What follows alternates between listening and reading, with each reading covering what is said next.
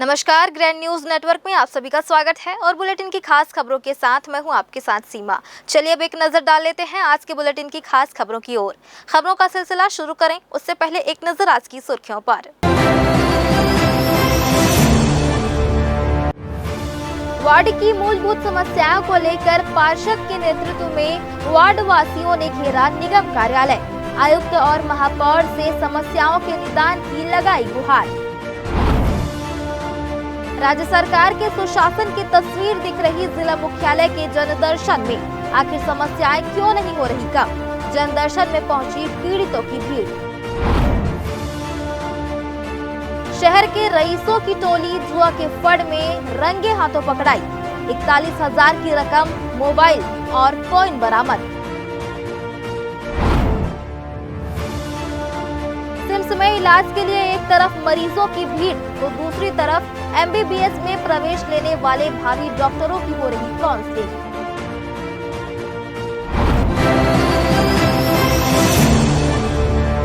ये थी सुर्खियां और अब खबरें विस्तार से। नगर निगम की लापरवाही से परेशान वार्ड क्रमांक 5 के लोग आज फूट पड़े।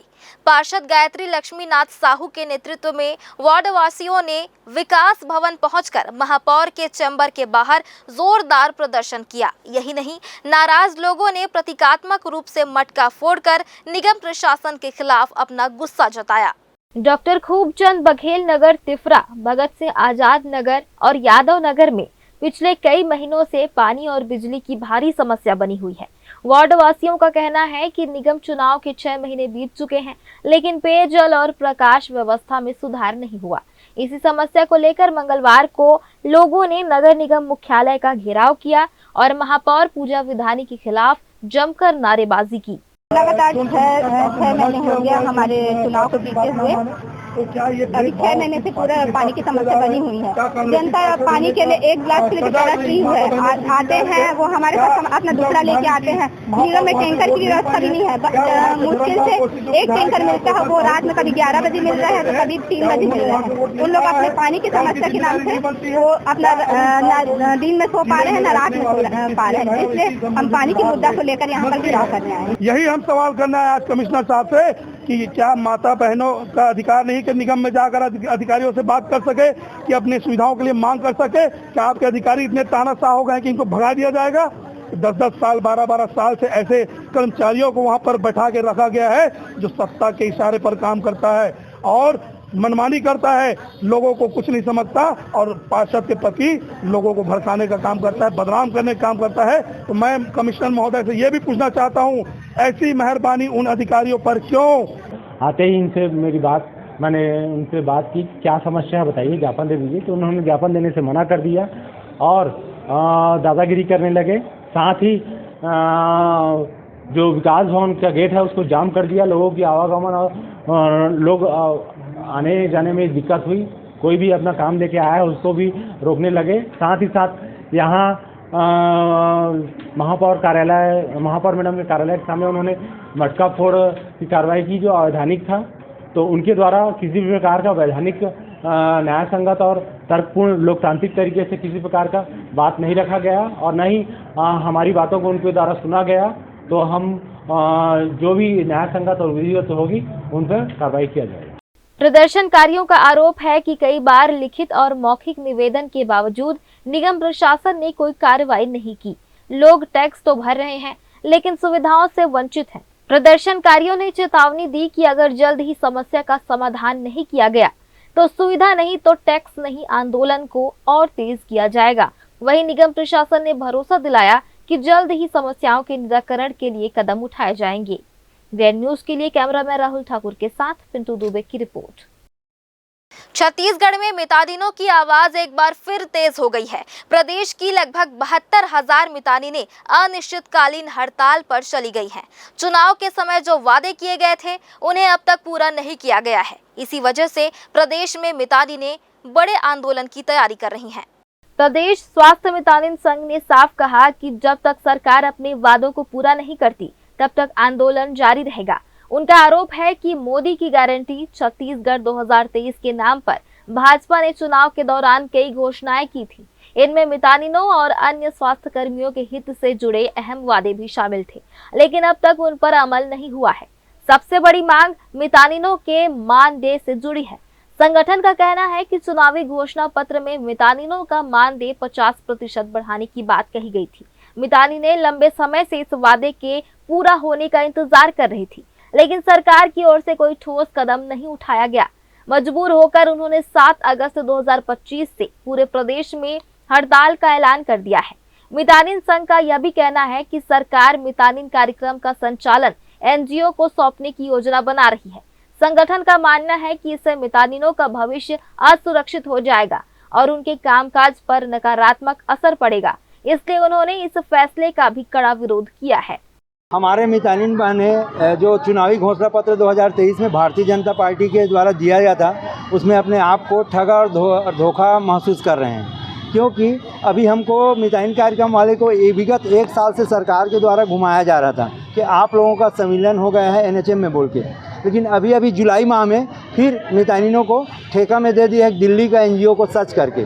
इसी केस में उसका विरोध के लिए और चुनावी घोषणा पत्र मोदी जी की गारंटी को पूरा करने के लिए आज रैली के रूप में कलेक्टर साहब को माननीय मुख्यमंत्री के नाम से ज्ञापन सौंपा गया। अभी तक भाजपा सरकार जो वादा किए हैं उसको मितानिन लोग को अभी तक नहीं दिए हैं, तो हम लोग का कहना ये है, हम किसी के खिलाफ नहीं जाएंगे, ना कांग्रेस के खिलाफ ना भाजपा के खिलाफ। हम संघ मितानिन हैं, संघ मितानिन की वजह से हम लोग लड़ रहे हैं। तो संघ मितानिन के कहना ये है कि हम लोग को सब एक जो हर महीना पैसा आप दे दीजिए, 2200 दे रहे हैं उसका भी पता नहीं है, अंशदान आ रहा है उसका भी पता नहीं है, तो हम लोग को इकट्ठा आप पैसा दीजिए, पैसा सही समय में मिले महीने के हिसाब में, और जो शपथ पत्र में वादा किए हैं उस वादे को वो पूरा करें। सरकार की ओर से अभी तक कोई बड़ा बयान सामने नहीं आया है। अधिकारियों का कहना है कि मितानिनों की मांगों पर विचार किया जा रहा है और बातचीत के जरिए समाधान निकालने की कोशिश की जाएगी। इधर मितानिनों ने भी ठान लिया है कि जब तक ठोस कार्रवाई नहीं होती तब तक वे हड़ताल पर डटी रहेंगी। कुल मिलाकर यह मामला अब सरकार और मितानिनों के बीच टकराव का रूप ले चुका है। एक तरफ मितानिनें अपने हक और सम्मान की लड़ाई लड़ रही हैं, वहीं दूसरी तरफ आम जनता स्वास्थ्य सेवाओं में रुकावट झेल रही है। आने वाले दिनों में सरकार क्या कदम उठाती है, इस पर सबकी नजरें टिकी हैं। ज़ेड न्यूज के लिए कैमरामैन राकेश मिश्रा के साथ भारतेंदु कौशिक की रिपोर्ट। पश्चिम बंगाल से 27 लाख से अधिक के सोने के जेवरात चोरी करने के बाद अहमदाबाद से फरार हो रहे आरोपी को आरपीएफ की टीम ने पकड़ा है। आरपीएफ ने पूछताछ करने के बाद जेवरात सहित आरोपी को पश्चिम बंगाल पुलिस को सुपुर्द कर दिया है। सोमवार को नियंत्रण कक्ष से आरपीएफ को सूचना मिली कि हावड़ा से सोने के जेवरात चोरी करने के बाद आरोपी फरार हो गया, जो हावड़ा से अहमदाबाद जाने वाली एक्सप्रेस ट्रेन में सफर कर रहा है। सूचना और पश्चिम बंगाल पुलिस से मिले हुलिये के अनुसार आरपीएफ ने ट्रेन के स्टेशन पहुंचने के बाद आरोपी की तलाश शुरू की। इस दौरान आरोपी एसी कोच 27 में सफर करते दिखाई दिया। आरपीएफ और सीआईबी सहित टास्क टीम के अधिकारियों व स्टाफ ने उक्त व्यक्ति को पकड़कर पूछताछ की। आरपीएफ को पूछताछ में हावड़ा निवासी अतुल जाधव 24 साल की जानकारी मिली। उसने बताया कि वह हावड़ा नैहाटी में सोने के जेवरात की कारीगरी का कार्य करता है। वह सोने के जेवरात लेकर हावड़ा से नागपुर तक सफर कर रहा था। आरपीएफ ने आरोपी अतुल जाधव के पास रखे 27,50,000 रुपए के 275.93 ग्राम सोने के जेवरात जब्त करने के बाद सूचना पश्चिम बंगाल पुलिस को दी। सूचना मिलने के बाद पश्चिम बंगाल की पुलिस के स्टेशन आरपीएफ पोस्ट पहुंचने पर कागजी कार्रवाई करने के बाद आरोपी को सुपुर्द कर दिया गया। फिलहाल वक्त हो चला एक छोटे से ब्रेक का। ब्रेक के बाद भी खबरें जारी रहेंगी। बने रहिए ग्रैंड न्यूज नेटवर्क के साथ। जय प्राइवेट ITI NCVT से मान्यता प्राप्त एंड ISO सर्टिफाइड 10वीं पास विद्यार्थियों के लिए 2 year electrician course, COPA 1 year course, computer operating and programming assistant course, best classroom facility, admissions open. Jai private ITI, Riverview colony, Koni, Bilaspur, Chhattisgarh. Hello दोस्तों, इस बरसात के मौसम पे विजन विस्तारा लेकर आ गया है आप लोगों के लिए ड्रीम रेसिडेंसी प्रोजेक्ट के सेमी कमर्शियल प्लॉट पर विशेष छूट। ये उन लोगों के लिए है जो खुद के बिजनेस का सपना देखते हैं, चाहे वो कोचिंग हो, क्लिनिक हो, स्मार्ट रिटेल का बिजनेस हो, हर बिजनेस के लिए स्पॉट रेडी। प्लॉट एक, फायदे अनेक। घर बनाओ तो स्कूल पास और दुकान खोलो तो कस्टमर पास। अभी सेमी कमर्शियल प्लॉट अवेलेबल है, पर ज्यादा दिन तक नहीं। आज ही संपर्क करें विजन विस्तारा को और ऑफर का लाभ उठाएं।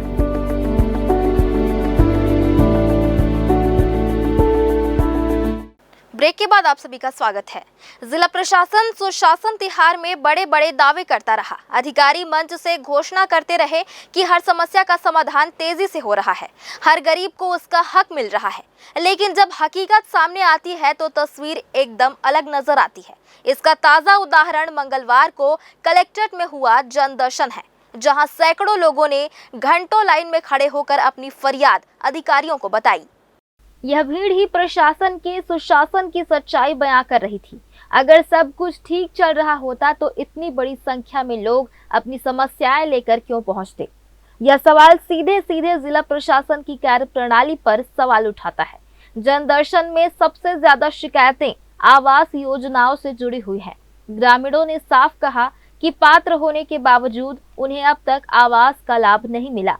कई परिवार आज भी झोपड़ियों में जिंदगी गुजार रहे हैं, लेकिन कागजों में सबको मकान मिल चुका है। क्या यही सुशासन है? गरीबों को अधिकार दिलाने का दावा सिर्फ भाषणों में ही क्यों सिमट जाता है? इतना ही नहीं, कई ग्रामीणों ने शराब दुकानों और अवैध बिक्री की शिकायत रखी।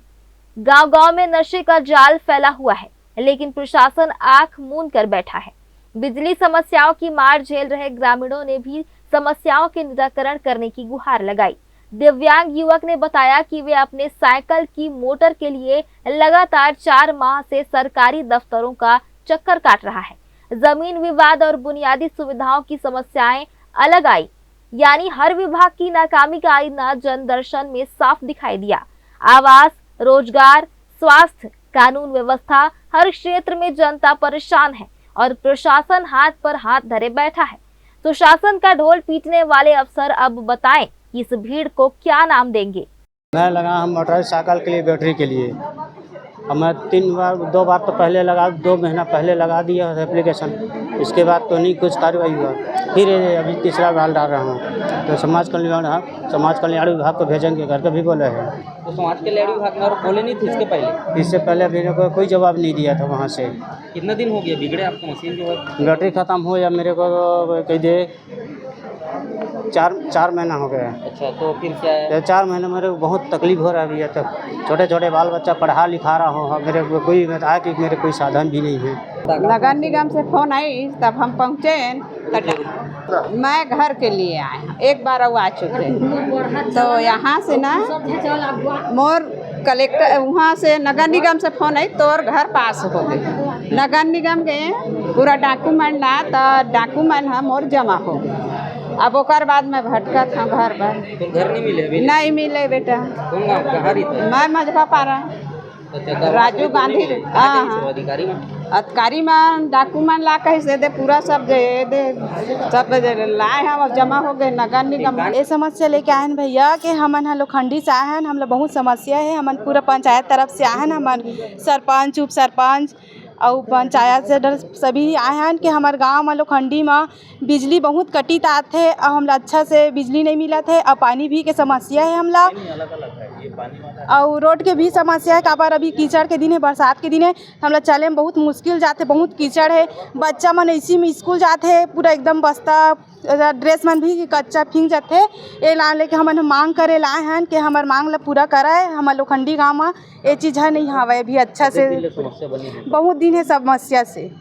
जनदर्शन के साथ साथ टीएल बैठक में कलेक्टर ने अधिकारियों को समय सीमा में शिकायतें निपटाने का आदेश दिया, मगर सवाल यह है कि आदेश कितनी बार दिए जाएंगे और अमल कब होगा? जनता आदेश नहीं परिणाम चाहती है। सच यह है कि प्रशासन के हजारों आवेदनों के निपटान के दावे खोखले साबित हो रहे हैं। अगर वास्तव में काम होता तो हर हफ्ते इतनी भीड़ जनदर्शन में क्यों जुटती? यह भीड़ ही इस बात का सबूत है कि जनता की आवाज अब भी दबाई जा रही है और समस्याओं का समाधान सिर्फ फाइलों में ही लिखा जा रहा है। वन न्यूज के लिए कैमरामैन राकेश मिश्रा के साथ भारतेंदु कौशिक की रिपोर्ट। गनियारी बईमा नगोई स्थित नारी शक्ति गारमेंट फैक्ट्री में काम करने वाली सैकड़ों बहनों की जिंदगी इस समय गंभीर संकट में है। फैक्ट्री का संचालन करने वाली दक्षिण SCT प्राइवेट लिमिटेड कंपनी ने नारी शक्ति समिति के साथ अनुबंध तो किया, लेकिन उसके नियमों और शर्तों का पालन पूरी तरह से ठंडे बस्ते में डाल दिया है। यही वजह है कि फैक्ट्री में काम करने वाली मेहनतकश महिलाओं को ना तो समय पर काम मिल रहा है और ना ही समय पर उनका मानदेय। फैक्ट्री में काम करने वाली महिलाओं को पिछले 3 महीने से वेतन नहीं मिला है। मेहनताना रोक लेना केवल अन्याय ही नहीं, बल्कि श्रम कानूनों और संवैधानिक अधिकारों की सीधी धज्जियां उड़ाना है। परिवार पालने वाली इन महिलाओं को रोजमर्रा के खर्च, बच्चों की पढ़ाई और घर चलाने में भारी दिक्कतों का सामना करना पड़ रहा है। फैक्ट्री के भीतर का माहौल बेहद तनावपूर्ण हो चुका है। नारी शक्ति समिति की महिलाएं आरोप लगा रही हैं कि कंपनी ने शुरुआत में वादे तो बड़े बड़े किए, लेकिन अनुबंध होने के बाद नियमों का पालन करना पूरी तरह से बंद कर दिया गया। काम का वितरण समय पर नहीं किया जा रहा है और जो काम दिया जाता है उसका भुगतान महीनों तक लटकाया जा रहा है। महिलाओं ने साफ साफ मांग रखी है कि इन वेंडर को तुरंत बदल दिए जाए और किसी ऐसे नए वेंडर को अनुबंध दिया जाए जो नारी शक्ति समिति के नियमों का पालन करे, कामगारों को समय पर रोजगार और वेतन उपलब्ध कराए। हमारे कलेक्टर सर पूछ रहे हैं, वो श्री संजय अग्रवाल सर जी हैं, उनको हम एक बार लेटर देने के लिए आ गए। CO सर को भी और उन दोनों को भी लेटर दे चुके हैं कि हमको वेंडर बदलाव चाहिए। ये वेंडर समय पे ना काम दे पा रहा है दीदी लोग को, ना तो समय पे पैसा दे पा रहा है। कुछ भी बोलो तो उल्टा पुल्टा जवाब रहता है उनका। पानी के लिए 2-3 महीना हो गया भटक रहे हैं इधर उधर। हमारे डोम में जो बोर है उसको बनवाने के लिए बोल चुके, डोम को रिपेयरिंग के लिए बोल चुके। सब बहुत सारी परेशानी है जो हम बता चुके हैं। हम ये चाहते हैं कि ये इससे रफा दफा कराए, हमको दूसरा वेंडर दे। इनसे हम थक गए हैं। काम मतलब पैसा मांग के, अपना पैसा कमाया हुआ पैसा हमको भीख के तौर पे उससे मांगना पड़ रहा है। और वेंडर को बोलो तो बोलता है जाओ तुम लोग CO के पास जाओ, कलेक्टर के पास जाओ, विधायक के पास जाओ, किसी के पास जाओ, मेरे को कोई फ़र्क नहीं पड़ता। सिलाई सेंटर में मैं एक पद के ग्रहण हूँ, नारी शक्ति के तहत पदाधिकारी हूँ। मेरी दीदियाँ बहुत परेशान है सर, इसलिए क्योंकि उनका सही समय पर पेमेंट नहीं दिया जाता और उनको ना ही सामान मिल पाता है और ना ही क्या बोलते हैं वल्लभ भैया ठीक से बात भी करते हैं। हम उनको बहुत सारी बात है, समस्या उनको बताते हैं, पर भी वो नहीं समझ पाते हैं। कलेक्टर सर से 2-3 बार शिकायत हो गया है सर, पर अभी तक कोई कार्रवाई नहीं की। हम आदरणीय कलेक्टर सर से निवेदन चाहते हैं कि हमारी बात, नारी शक्ति की जो बात रखा गया है उसको आगे बढ़ाया जाए और दूसरा वेंडर चेंज करके दिया जाए। हम लोग नारी शक्ति डोम में काम कर रहे हैं, रिपा के तहत। हम लोग नाटी सिलते हैं और मतलब उसका पैसा भी नहीं मिला है। 2 महीना का मिला है, 3रा महीना है। हम लोग को इतना बड़ा त्यौहार चला गया, राखी, फिर भी नहीं दिया। अब बोल रहा है कि 26 तारीख को दूंगा और फिर भी नहीं दे रहा है। 26 तारीख को तो हम लोगों का तीजा त्यौहार है, वो तो पूरा चल देगा, तो हम लोग मांग रहे हैं तो फिर भी नहीं दे रहा है। और कभी भी ना कपड़ा भी नहीं रहता है, कभी धागा नहीं रहता है, कभी कुछ भी सामान नहीं रहता है। महीने में ना 1-2 हफ्ते बंद भी रहता है। यह मामला सिर्फ मजदूरों का वेतन रोकने का नहीं, बल्कि महिलाओं के सम्मान और अस्तित्व का भी है। सरकार और प्रशासन को चाहिए कि तुरंत इस मामले में दखल दे और कंपनी पर कड़ी कार्रवाई करे। अगर मजदूरों को उनका हक और न्याय नहीं मिला तो यह आंदोलन सड़क से लेकर संसद तक गूंजेगा। ग्रैंड न्यूज के लिए कैमरामैन राकेश मिश्रा के साथ भारतेंदु कौशिक की रिपोर्ट। शासन के नियमों के तहत नगर निगम में हर 2 महीने में सामान्य सभा का आयोजन होना चाहिए, लेकिन पिछले कुछ समय से देखा जा रहा है कि नगर निगम में सामान्य सभा नियमित नहीं हो रही है, जिससे पार्षद अपनी समस्या निगम प्रशासन तक बेहतर ढंग से नहीं पहुंचा पाते हैं। पिछले कांग्रेस के कार्यकाल में भी यही स्थिति थी और मौजूदा भाजपा के शासनकाल में भी यही हाल है। पिछली सामान्य सभा अप्रैल में आयोजित की गई थी। अब अगस्त महीना बीतने को है और सामान्य सभा को लेकर किसी तरह की कोई सूचना नहीं है।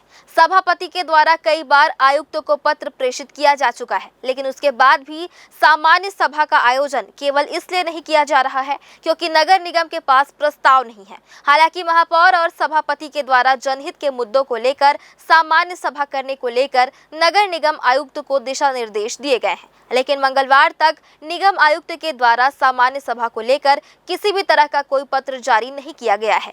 सभापति के द्वारा हर 2 महीने में सामान्य सभा नहीं करने का पत्र शासन को भेजा गया है। आयुक्त से चर्चा, आयुक्त बोला एजेंडा नहीं आया, बोले कोई एजेंडा मेरे पास नहीं है अभी समान सभा के लिए। बोला एजेंडा नहीं आया, आप पास जाति समिति का एजेंडा है, एक ही मुद्दा रख दो भाई, फंसने का रख दो। उसी के लिए बैठक करवा लो, नहीं है तुम्हारे पास तो। जाति समीकरण का आज साल 1.5 साल से पड़ा हुआ है। जाति मामला सबसे बड़ा, बहुत बड़ा मामला है वो। आप उन बच्चों के से खिलवाड़ कर रहे हैं, जिन बच्चों को जातिकरण यहाँ से पास हो गए एग्जाम पास जाएगा, एग्जाम उनको तय करता है। अभी तक नहीं हुआ। बहुत से फोन आ चुके हैं, मगर कई मौके में आयुक्त को भी लेटर लिख चुका हूँ, 3-4 मौके। आई तो कोई जवाब नहीं आया। बोलता है करते रहो। मैंने आज फिर शासन को लेटर लिख दिया। अभी शासन को लेटर लिखा हूँ, कापियाँ होगी देखेगा। शासन के लेटर भी लिख दिया हूँ, 4 महीना हो गया, अभी तक कोई एजेंडा नस्ली न बात नहीं आया। जिसकी बैठक बुलाना गया, विपक्ष ने भी कल एक लेटर दिया, 4 माह हो गया। बैठक होना अति अवस्था है। फिलहाल वक्त हो चला है एक छोटे से ब्रेक का। ब्रेक के बाद भी खबरें जारी रहेंगी। बने रहिए ग्रैंड न्यूज नेटवर्क के साथ। जहजया प्राइवेट ITI NCVT से मान्यता प्राप्त एंड ISO सर्टिफाइड 10वीं पास विद्यार्थियों के लिए 2 year electrician course, OPA 1 year course, computer operating and programming assistant course, best classroom facility, admissions open. Jai Jaya private ITI, Riverview colony, Koni, Bilaspur, Chhattisgarh. Hello दोस्तों, इस बरसात के मौसम पे विजन विस्तारा लेकर आ गया है आप लोगों के लिए ड्रीम रेसिडेंसी प्रोजेक्ट के सेमी कमर्शियल प्लॉट पर विशेष छूट। ये उन लोगों के लिए है जो खुद के बिजनेस का सपना देखते हैं, चाहे वो कोचिंग हो, क्लिनिक हो, स्मार्ट रिटेल का बिजनेस हो, हर बिजनेस के लिए स्पॉट रेडी। प्लॉट एक, फायदे अनेक। घर बनाओ तो स्कूल पास और दुकान खोलो तो कस्टमर पास। अभी सेमी कमर्शियल प्लॉट अवेलेबल है, पर ज्यादा दिन तक नहीं। आज ही संपर्क करें विजन विस्तारा को और ऑफर का लाभ उठाएं।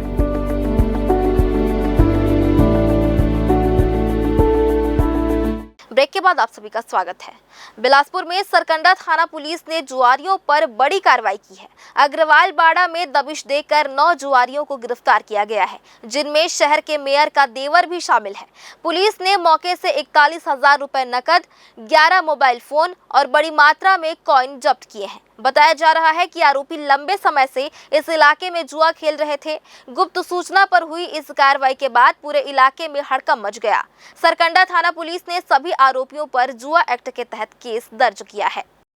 मुझे सूचना प्राप्त हुई थी कि लोधीपारा में के एक मकान में जो है अवैध रूप से जुआ खेला जा रहा है। सूचना पर जो है रेड कार्रवाई की गई है, जिसमें 9 आरोपियों को पकड़ा गया है।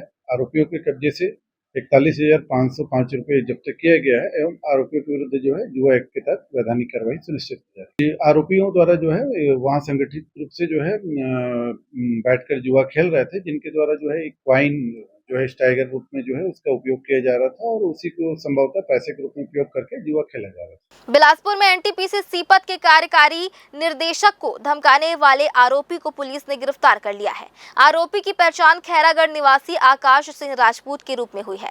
बताया जा रहा है कि आरोपी ने खुद को मुख्यमंत्री का OSD बताकर NTPC प्रबंधन को धमकी दी थी और यहां तक कह दिया था कि वह प्लांट को बंद करा देगा। इस धमकी के बाद मामले की शिकायत सीपत थाना पुलिस से की गई। पुलिस ने तत्परता दिखाते हुए आरोपी को गिरफ्तार कर लिया है। फिलहाल आरोपी से पूछताछ की जा रही है और यह जांच भी शुरू कर दी गई है कि उसने इस तरह की धमकी देने के पीछे क्या मंशा रखी थी। इस कार्रवाई से NTPC प्रबंधन और कर्मचारियों ने राहत की सांस ली है।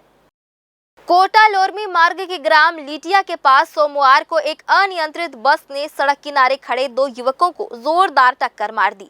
इस हादसे में एक युवक की मौके पर मौत हो गई, जबकि दूसरा गंभीर रूप से घायल हो गया है। घटना के बाद बस चालक मौके से फरार हो गया। कोटा से तखतपुर जा रही बस ग्राम लीटिया के पास पहुंचते ही अचानक अनियंत्रित होकर सड़क के दूसरी ओर चली गई और मोटरसाइकिल के पास खड़े 2 युवकों को अपनी चपेट में ले लिया। हादसे में मृतक की पहचान 19 वर्षीय भावेश कुमार राज निवासी ग्राम साल्हे डबरी धूमा के रूप में हुई है। वहीं गंभीर रूप से घायल युवक का नाम 19 वर्षीय यश राज निवासी साल्हे डबरी धूमा है। हादसे के दौरान बस में सवार 5 से 6 यात्रियों में से 3 से 4 लोगों को भी हल्की चोटें आई है। घटना की सूचना मिलते ही स्थानीय ग्रामीणों ने कोटा थाना पुलिस को जानकारी दी। पुलिस और डायल 112 की टीम मौके पर पहुंची और घायलों को सामुदायिक स्वास्थ्य केंद्र कोटा ले जाया गया। वहां डॉक्टरों ने भावेश को मृत घोषित कर दिया, जबकि यश की गंभीर स्थिति को देखते हुए उसे सिम्स बिलासपुर रेफर कर दिया गया। फिलहाल पुलिस ने मर्ग कायम कर जांच शुरू कर दी है और फरार बस चालक की तलाश की जा रही है। ग्रैंड न्यूज के लिए कोटा से प्रेम सोमवंशी की रिपोर्ट। बिलासपुर से एक बड़ा ठगी का मामला सामने आया है, जहां EXBIT ट्रेडिंग कंपनी के नाम पर करोड़ों रुपए की ठगी का मामला उजागर हुआ है। ऊंचे मुनाफे का झांसा देकर निवेशकों को फंसाया गया और जब पैसा आना बंद हुआ तब लोगों को ठगी का एहसास हुआ। अब पुलिस ने इस मामले में कार्रवाई तेज कर दी है। प्रार्थी लोकेश्वर साहू ने सिटी कोतवाली थाने में शिकायत दर्ज कराई है कि EXBIT ट्रेडिंग कंपनी के प्रतिनिधियों ने उन्हें बिटकॉइन में निवेश करने पर हर महीने 15% लाभ देने का झांसा दिया। इतना ही नहीं, यदि वह अन्य लोगों को जोड़ते हैं तो अतिरिक्त 2% से 7% तक का बोनस देने का लालच भी दिया गया। इस झांसे में आकर प्रार्थी ने न सिर्फ खुद निवेश किया बल्कि कई अन्य लोगों को भी निवेश करवाया। कुछ समय तक मीटिंग्स आयोजित कर कंपनी के संचालक लोगों को भरोसा दिलाते रहे, लेकिन बाद में निवेशकों को रिटर्न मिलना बंद हो गया। जब निवेशकों ने पैसे वापस मांगने की कोशिश की तो कंपनी के संचालक गायब हो गए। इसके बाद प्रार्थी सहित कई निवेशक कोतवाली थाने पहुंचे और पुलिस में शिकायत दर्ज कराई। प्रार्थी लोकेश्वर साहू द्वारा कोतवाली थाने में ये रिपोर्ट दर्ज कराई गई है कि उसे लालच दिया गया था कि बिटकॉइन नामक ट्रेडिंग कंपनी में निवेश करने से उसे 15% का लाभांश मासिक प्राप्त होगा। वह अन्य निवेशकों को अगर वो इसमें ज्वाइन कराएगा तो उनके द्वारा जमा की गई राशि के लाभांश में से भी 2 से 7% का लाभ उन्हें पहुंचेगा, जिसके लालच में आकर उन्होंने वहां पर पैसा उसमें लगाया और अपने साथ अन्य भी कई साथियों से कहकर इस तरह से बिटकॉइन नामक कंपनी फिर उसके बाद इसमें कंटिन्यू मीटिंग्स इन लोगों के द्वारा दी जाती थी, जिसमें इन्हें और लोगों को समझाया जाता था कि किस तरह से पैसा लगाने पर इसमें इन्हें लाभ मिलेगा। और एक जल्दी में लाभ के लालच के कारण इन लोगों ने उसमें पैसा लगाया, जिसमें बिलासपुर ज़िले में जब ये सूचना प्राप्त हुई कि इस तरीके से इन लोगों के साथ ठगी हुई है तो उस पर कल FIR हुई है और इसमें रामविलास पटेल, पप्पू कुमार सिंह, हेमंत सिंह ठाकुर व मनोज कुमार शर्मा, ये जो 4 व्यक्ति हैं, इन चारों के विरुद्ध अपराध दर्ज किया गया है। प्रार्थी जो है वो राजनांदगांव जिले का है, पर चूंकि मीटिंग्स जो होती थी वो ये कह रहा है कि यहाँ बिलासपुर में इस तरीके की मीटिंग में वो आया है, इस वजह से FIR की गई है और इसमें पप्पू कुमार सिंह व मनोज कुमार शर्मा को अरेस्ट कर लिया गया है और अन्य 2 आरोपियों को भी जल्द से जल्द विधिवत गिरफ्तार किया जाएगा। शिकायत के आधार पर पुलिस ने तत्काल कार्रवाई करते हुए आरोपी पप्पू सिंह और मनोज शर्मा को हिरासत में लिया है। इनसे पूछताछ की जा रही है, जबकि मुख्य आरोपी रामविलास पटेल और हेमंत कुमार फरार है। पुलिस उनकी तलाश में जुटी हुई है। ठगी का यह मामला फिलहाल 2 करोड़ से अधिक की राशि तक पहुंच चुका है और पीड़ितों की संख्या भी लगातार बढ़ रही है। ग्रैंड न्यूज के लिए कैमरामैन अमर ध्रुव के साथ पिंटू दुबे की रिपोर्ट। एक बार फिर से वक्त हो चला एक छोटे से ब्रेक का। ब्रेक के बाद भी खबरें जारी रहेंगी। बने रहिए ग्रैंड न्यूज नेटवर्क के साथ। जय जया प्राइवेट ITI NCVT से मान्यता प्राप्त एंड ISO सर्टिफाइड 10वीं पास विद्यार्थियों के लिए 2 year electrician course, OPA 1 year course, computer operating and programming assistant course, best classroom facility, admissions open. Jai Jaya private ITI, Riverview colony, Koni, Bilaspur, Chhattisgarh. Hello दोस्तों, इस बरसात के मौसम पे विजन विस्तारा लेकर आ गया है आप लोगों के लिए ड्रीम रेसिडेंसी प्रोजेक्ट के सेमी कमर्शियल प्लॉट पर विशेष छूट। ये उन लोगों के लिए है जो खुद के बिजनेस का सपना देखते हैं, चाहे वो कोचिंग हो, क्लिनिक हो, स्मार्ट रिटेल का बिजनेस हो, हर बिजनेस के लिए स्पॉट रेडी। प्लॉट एक, फायदे अनेक। घर बनाओ तो स्कूल पास और दुकान खोलो तो कस्टमर पास। अभी सेमी कमर्शियल प्लॉट अवेलेबल है, पर ज्यादा दिन तक नहीं। आज ही संपर्क करें विजन विस्तारा को और ऑफर का लाभ उठाएं।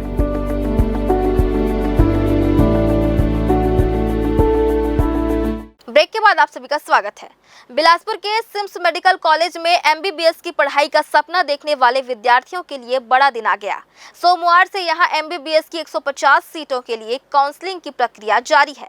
सुबह से ही कॉलेज परिसर और ऑडिटोरियम में विद्यार्थियों और उनके परिजनों की भीड़ दिखाई दी। सफल विद्यार्थी अपने दस्तावेज और प्रमाण पत्र लेकर सिम्स परिसर के काउंसलिंग हॉल पहुंचकर अपनी अपनी बारी का इंतजार करते देखे जा रहे हैं। छात्रों में उत्साह और तनाव दोनों देखने को मिल रहा है। किसी के चेहरे पर डॉक्टर बनने का सपना झलक रहा था, तो किसी के मन में चयन की चिंता साफ नजर आ रही थी। सिम्स के अधिकारियों ने बताया कि काउंसलिंग प्रक्रिया पूरी तरह पारदर्शी और निर्धारित नियमों के अनुसार की जा रही है। सीट आवंटन का क्रम मेरिट सूची के आधार पर तय किया गया है। जैसे ही किसी छात्र का नंबर आता, उसके दस्तावेजों की जांच की जाती और उसके बाद उसे प्रवेश की प्रक्रिया से जोड़ा जाता। यह अत्यंत हर्ष का विषय है कि इस बार भी मान्यता उपरांत मेडिकल काउंसलिंग कमेटी के द्वारा एमसीसी जो एनएमसी की नेशनल मेडिकल कमीशन का एक भाग है, उसके द्वारा काउंसलिंग संपन्न कराई जा रही है और दोनों ही राज्य स्तर पर और ऑल इंडिया स्तर पर यह प्रक्रिया संपन्न कराई जाएगी। अभी स्टेट का चालू हुआ है और इसमें 150 सीटें इस बार रहेंगी और इसको नियम के साथ पहले उनकी स्क्रूटनी की जाती है, फिर फीस दिया जाता है, उसके बाद फिर उनको एडमिशन देके, तो हमें उम्मीद है कि अच्छा प्रतिसाद मिलेगा और अच्छे होनहार बच्चे पुनः इस नए बैच में आकर अपना मेडिकल की पढ़ाई प्रारंभ कर सकेंगे। गौरतलब है कि सिम्स मेडिकल कॉलेज प्रदेश का प्रमुख चिकित्सा संस्थान है, जहां हर साल हजारों विद्यार्थी डॉक्टर बनने का सपना लेकर आवेदन करते हैं। इस बार भी बड़ी संख्या में छात्र छात्राओं ने आवेदन किया था, लेकिन केवल 150 सीटों के लिए चयन होना है। काउंसलिंग शुरू होने से कॉलेज परिसर में रौनक सी छा गई है। जहां एक और छात्र छात्राओं के चेहरे पर खुशी थी, वहीं कुछ छात्र चयन न होने की आशंका से मायूस भी दिखे। लेकिन अधिकांश विद्यार्थियों का कहना था कि यहां तक पहुंचना भी उनके लिए गर्व की बात है। ग्रैंड न्यूज के लिए कैमरामैन राकेश मिश्रा के साथ भारतेंदु कौशिक की रिपोर्ट।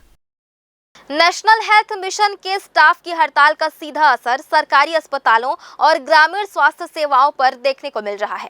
हड़ताल के कारण जिले के ग्रामीण इलाकों में प्राथमिक स्वास्थ्य केंद्र और सामुदायिक स्वास्थ्य केंद्र में काम पूरी तरह ठप हो गया है। इस स्थिति में बीमार और घायल मरीजों के परिजन मजबूरी में अपने मरीजों को लेकर शहर के सबसे बड़े सरकारी अस्पताल सिम्स पहुंच रहे हैं। अचानक बड़ी संख्या में मरीजों के आने से सिम्स अस्पताल परिसर में भारी भीड़ नजर आई। सामान्य दिनों में जहां सिम्स की ओपीडी में करीब 250 मरीज पहुंचते हैं, वहीं सोमवार और मंगलवार को यह संख्या कई गुना अधिक हो गई। मरीजों और परिजनों को पहले पर्ची बनवाने में लंबी कतारों का सामना करना पड़ा, फिर ओपीडी और अलग अलग वार्ड तक पहुँचने में भी काफी परेशानी झेलनी पड़ी। सिम्स के डीन डॉक्टर रमणेश मूर्ति ने बताया कि एनएचएम स्टाफ की हड़ताल की वजह से जिले भर से मरीज सीधे सिम्स आ रहे हैं। ग्रामीण क्षेत्रों के स्वास्थ्य केंद्र बंद होने से आम दिनों की तुलना में मरीजों की संख्या कई गुना बढ़ गई है। उन्होंने कहा कि सिम्स प्रबंधन की पूरी टीम मरीजों की सेवा में लगी है, लेकिन अचानक आई भारी भीड़ से दिक्कतें बढ़ गई हैं। हेल्थ केयर वर्कर्स हैं, उनके द्वारा कुछ हड़ताल में जाने से जो आस पड़ोस के बगल के जो सीएससी पीएससी या हेल्थ सेंटर वेलनेस सेंटर होते हैं, उनमें कुछ काम में रुकावट आने से वह भीड़ हमारे यहाँ आई है। तो आम तौर पे यहाँ की अपनी हमारी ओपीडी जो 1900 से 2000 की रहती है, वो अभी बढ़ के आज मुझे अंदाज है कि 2 बजे की स्थिति में यह लगभग 2400-2500 या ज़्यादा भी हो सकती है। अस्पताल परिसर में जगह जगह अफरा तफरी और गहमा गहमी का माहौल देखने को मिला। हड़ताल का असर सबसे ज्यादा गरीब और दूर दराज के मरीजों पर पड़ा है, क्योंकि वे प्राथमिक और सामुदायिक स्वास्थ्य केंद्र में इलाज नहीं करा पाए और मजबूरन शहर का रुख करना पड़ा। लोगों का कहना है कि अगर जल्द ही हड़ताल खत्म नहीं हुई तो सिम्स में हालात और बिगड़ सकते हैं। ग्रैंड न्यूज के लिए कैमरामैन राकेश मिश्रा के साथ भारतेंदु कौशिक की रिपोर्ट।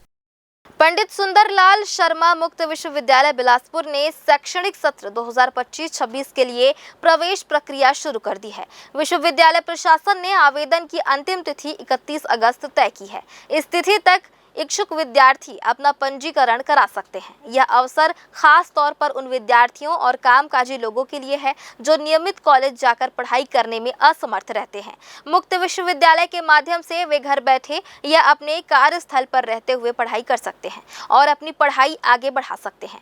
विश्वविद्यालय प्रशासन ने बताया कि विभिन्न स्नातक, स्नातकोत्तर और डिप्लोमा पाठ्यक्रमों में प्रवेश की सुविधा उपलब्ध है। साथ ही शासकीय कर्मचारी भी विभागीय अनुमति लेकर इन पाठ्यक्रमों में दाखिला ले सकते हैं। इससे वे नौकरी के साथ साथ उच्च शिक्षा प्राप्त कर सकते हैं। एक बार फिर से रुकेंगे एक ब्रेक के लिए। ब्रेक के बाद भी खबरें जारी रहेंगी, बने रहिए हमारे साथ। जहजया प्राइवेट ITI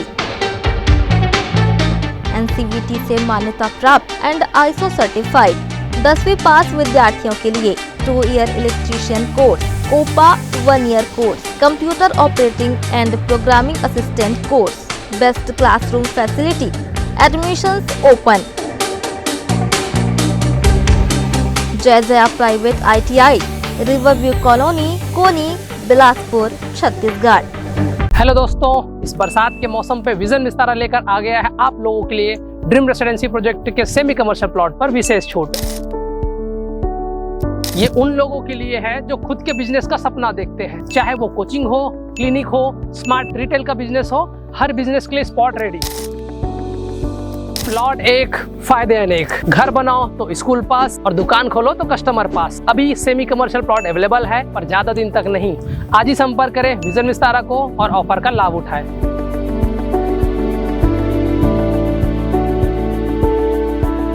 ब्रेक के बाद आप सभी का स्वागत है। श्री कृष्ण जन्माष्टमी के अवसर पर हर वर्ष की तरह इस वर्ष भी राम सेतु चौक में मलखंब, दही हांडी एवं मटकी फोड़ प्रतियोगिता का आयोजन किया गया। यह आयोजन श्री हनुमान सेवा समिति द्वारा स्वर्गीय शहनवाज खान, स्वर्गीय गुरबचन लाल माखीजा एवं स्वर्गीय अनिल सिंह ठाकुर की स्मृति में किया गया। कार्यक्रम का यह तीसरा वर्ष रहा और हमेशा की तरह इस बार भी आयोजन में बेहद उत्साह देखा गया। पुरुष वर्ग की प्रतियोगिता के लिए 22,222 का पुरस्कार और महिला वर्ग के लिए 5,555 का पुरस्कार निर्धारित किया गया था। इस अवसर पर विशिष्ट अतिथि के रूप में कांग्रेस की प्रदेश महामंत्री शिल्पी तिवारी शामिल हुई। मंच पर हाल ही में PWD की परीक्षा में पंडित राम दुलारे स्कूल में हुई नकल प्रकरण का खुलासा करने वाले NSUI कार्यकर्ताओं को भी सम्मानित किया गया। सम्मान कार्यक्रम प्रदेश महामंत्री शिल्पी तिवारी के हाथों संपन्न हुआ। आखिरकार लगभग 20 महीने बाद छत्तीसगढ़ सरकार के मंत्रिमंडल में विस्तार होने जा रहा है। इस विस्तार में 3 विधायकों को मंत्री बनाए जाने की चर्चा सामने आई है। उनमें एक दुर्ग शहर के विधायक गजेंद्र यादव भी शामिल माना जा रहा है।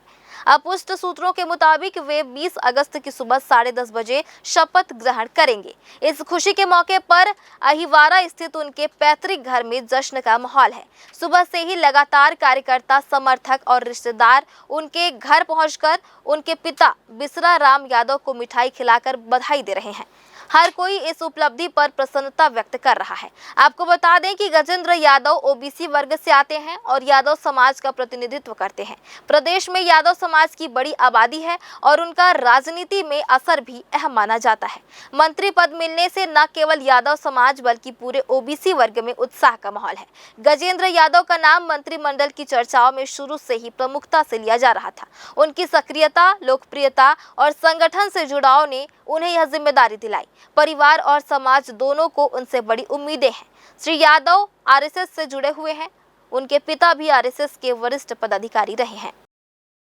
आप लोगों से जान करके गजेंद्र को मंत्रिमंडल में स्थान मिल रहा है, यह बहुत मेरे लिए गौरव की बात है। मेरी शुभकामना है कि परिवार के नाम को, छत्तीसगढ़ के नाम को, समाज के नाम को, संगठन के नाम को कभी नीचा गजेंद्र न करे, हर ऊंचाई पे प्राप्त करे। बस यही शुभकामना मेरी। बिलासपुर शहर के राजेंद्र नगर चौक में जन्माष्टमी के अवसर पर हुए मटका फोड़ कार्यक्रम के दौरान एक बड़ी और चौंकाने वाली घटना सामने आई है। इस घटना में मोहल्ले का एक युवक गंभीर रूप से घायल हो गया। घायल युवक का नाम निहाल यादव बताया जा रहा है, जिसे गंभीर हालत में सिम्स अस्पताल में भर्ती कराया गया है। जानकारी के मुताबिक यह घटना 17 अगस्त की रात की है। जन्माष्टमी की रात राजेंद्र नगर मोहल्ले के लोग मटका फोड़ कार्यक्रम का आयोजन कर रहे थे। चारों ओर भीड़ थी। बच्चे, महिलाएं और युवक उत्साह से भरे हुए थे। लेकिन इसी बीच अचानक एक दुखद हादसा हो गया। मोहल्ले में ही रहने वाले गोविंदा ध्रुव पर आरोप है कि उसने शराब के नशे में धुत होकर निहाल यादव पर हमला कर दिया। बताया जा रहा है कि गोविंदा ध्रुव ने शराब पीने वाले कांच के गिलास से निहाल के कान के पास जोरदार वार किया। अचानक हुए इस हमले से वहां अफरा तफरी मच गई। निहाल गंभीर रूप से घायल हो गया और खून बहने लगा। घटना के बाद स्थानीय लोग और परिजन तुरंत घायल को लेकर अस्पताल पहुंचे, जहां डॉक्टरों की टीम उसका इलाज कर रही है। इस घटना से पूरे इलाके में गुस्से का माहौल है। परिजनों ने आरोप लगाया है कि घटना के बाद पुलिस ने मामला दर्ज तो कर लिया, लेकिन अब तक आरोपी गोविंदा ध्रुव को गिरफ्तार नहीं किया गया है। परिजनों का कहना है कि जब सबूत और गवाह मौजूद हैं, तो फिर पुलिस इतनी ढिलाई क्यों बरत रही है। दरअसल हुआ ऐसा कि अपने हम लोग घर में थे, मैं मेरे पिताजी मतलब सब हम लोग घर ही में थे, मतलब खाना खाने भी बैठे ही रहते। थोड़ा तेज उतने में ना मतलब फ़ोन आया घर मतलब कि बाहर से कि भाई जल्दी बाहर आओ, मतलब कि इसको हॉस्पिटल लेके जाना है करके। मैं समझ नहीं पाया। अब हल्ला हो रहा था बाहर से, तो मैं गया बाहर, पूछा क्या है कैसा करके। देख रहा हूँ तो छोटा वाला भाई था, तो सर पे पूरा मतलब कि फटा हुआ था, एकदम से खून ही खून थे सब, मतलब कि एकदम घबरा गया कैसे हुआ क्या हुआ अचानक से। तो उसको घर लेके गया, बताया ऐसा सब बात है। जो पड़ोस में रहते हैं मतलब हमारे चाचा ही हैं वो भी थे, वो ना एकदम कांच के गिलास को ना सर पे फोड़ दिए बताए और मारे हैं करके, ऐसा करके बताया। फिर उसके बाद वही थोड़ा बहुत हुआ है, मतलब कि सर पे ना अच्छा खासा चोट पहुंचा, उसको 11 टाँका लगा। मैं चाहता हूँ मेरे लड़के को जो चोट दी हो उसके ऊपर सख्त से सख्त कार्रवाई किया जाए। एक तो पुलिस अभी अपराधी पकड़ा है कि नहीं पकड़ा है? अभी तक तो पुलिस अपराधी को नहीं पकड़ा है बस। और कहाँ है वो अपराधी? अपराधी का पता ही नहीं कहाँ है। यह घटना न सिर्फ एक युवक की जिंदगी से खिलवाड़ है, बल्कि पूरे मोहल्ले की सुरक्षा पर भी सवाल खड़े करती है। त्योहारों में जहां खुशियों का माहौल होना चाहिए, वहां इस तरह की वारदातें लोगों में डर और असुरक्षा की भावना पैदा कर रही हैं। स्थानीय लोगों ने प्रशासन से अपील की है कि ऐसे अपराधियों पर कड़ी कार्रवाई की जाए, ताकि समाज में कानून का डर बना रहे। परिजनों का कहना है कि अगर पुलिस ने जल्द कार्रवाई नहीं की तो वे आंदोलन करने के लिए मजबूर हो जाएंगे। फिलहाल घायल निहाल यादव की हालत गंभीर बनी हुई है और वह अस्पताल में जिंदगी और मौत से जूझ रहा है। परिवारजन उसके जल्द स्वस्थ होने की दुआ कर रहे हैं और साथ ही न्याय की उम्मीद लगाए बैठे हैं। ग्रैंड न्यूज के लिए कैमरामैन राकेश मिश्रा के साथ भारतेंदु कौशिक की रिपोर्ट।